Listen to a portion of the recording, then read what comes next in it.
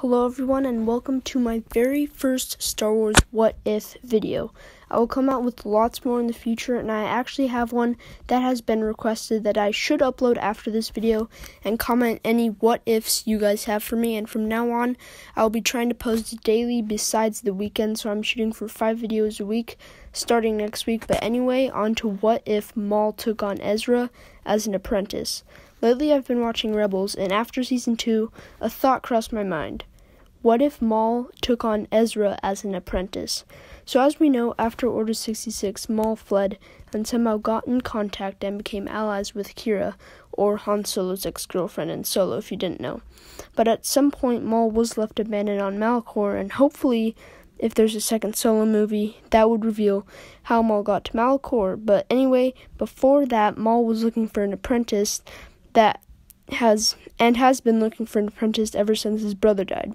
So Maul was manipulating him ever since they met, but if it weren't for Kanan, Ezra would most likely turn to the dark side. So that means that instead of Maul blinding Kanan, he would kill him, and Maul would escape Malachor with Ezra on Vader's TIE Fighter. Ahsoka wouldn't have to stop Ezra though, because since, of course, she would be occupied with fighting Vader. Even after Malachor, Maul kept manipulating Ezra, causing him to see Maul in other rebels, until they finally figured out that Maul was at their home base planet. In the beginning of Season 3, we saw that Ezra was acting as a Jedi that were about to fall to the dark side. Impatient, anger, but when Kanan helped Ezra see that he would always be there for him, and they built a strong trust bond. Of course, on Malachor, if Maul were to kill Kanan, that would surely pull Ezra to the dark side, and Maul would manipulate Ezra, forcing him to see that Vader killed Kanan instead of Maul killing Kanan. Maul was seeking the Sith holocron and used Ezra to obtain it, and we have to all admit that we thought Ezra was going to fall to the dark side multiple times in Rebels. Anyway, after obtaining the Sith holocron, he needed Kanan's Jedi holocron from Obi-Wan Kenobi to gain his wanted knowledge of where Obi-Wan was. Maul and Ezra combined succeeded in opening the holocrons, and Maul figured out that Kenobi was on Tatooine, as he states where it all started, where, of course, Tatooine is where it all started, because Tatooine was Maul's first appearance in the Skywalker saga and Anakin's journey to the dark side.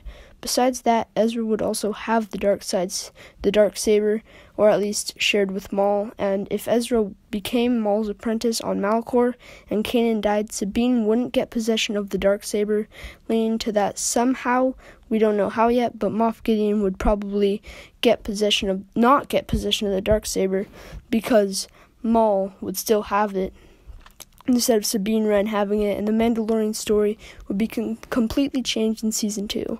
Later in Rebels, when Maul came back to manipulate Ezra even more, but more importantly come for the Jedi holocron, this is where the story would get tricky. In Episode 3 of Season 3, to be exact, Kanan and Ezra boarded one of their ships that were destroyed by Maul. Kanan and Ezra tried to warn Hera and everyone on the Ghost, but it was of course too late. Maul threatens Hera and the rest of them for the Sith holocron and Jedi holocron. Maul finds the Jedi holocron on his own with Hera's help, and Ezra and Kanan obtain the Sith holocron from the spiders and get it to the Mandalorian battle station, where Ezra is led into a room alone. Maul leads Kanan to Hera, except tries to kill Kanan by pushing him out to space because he's blind and he wouldn't know where he would be going. Maul takes the Sith and Jedi holocron, and him and Ezra both meditate, opening the two together, revealing lots of knowledge.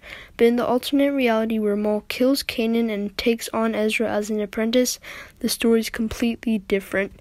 After Ezra and Maul retreat together on Malachor and Vader's TIE Fighter, they reach the Mandalorian battle station, where Maul trains Ezra and manipulates him to see that his friends are just pawns in a bigger game. They're pointless and he doesn't need them. After the death of Kanan, Ezra would be very depressed and willing to do anything for Maul, even kill his friends.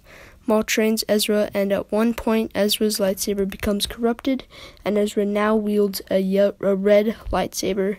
Sometime later, where Ezra is basically completely fallen to the dark side, with Vader being able to sense the dark side in Ezra, this would be the time Season 3 starts. Ezra and Maul attack a rebel cruiser, and at this point Ezra has no soul at all, and his clothing would be changed into dark Sith robes and the changed haircut he has in Season 3. After mostly destroying the rebel cruiser, where its shields are down, weapons and defenses are down, and engines in hyperdrive are down, they board the ship, killing every last rebel survivor, unleashing the dark side in Ezra, slaughtering them all. They eventually threaten one for the location of the ghost until he breaks, and Ezra kills the rebel. Very good, my apprentice. You have achieved great powers after the death of your old master. Ezra would bow down to Maul and say, Yes, master. We have also achieved the location of the rebel ship Ghost.